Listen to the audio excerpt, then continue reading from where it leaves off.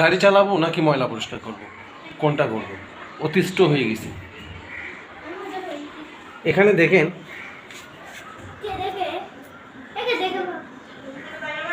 এখানে দেখেন কতগুলো ময়লা, আপনাদেরকে দেখাই। যথেষ্ট পরিমাণ ময়লা হয়ে যায়। এখন এটাকে সুরাহা করব আজকে। এটা সুরাহা করার জন্য আমি একটা ব্যবস্থা করছি, যেটা হচ্ছে যে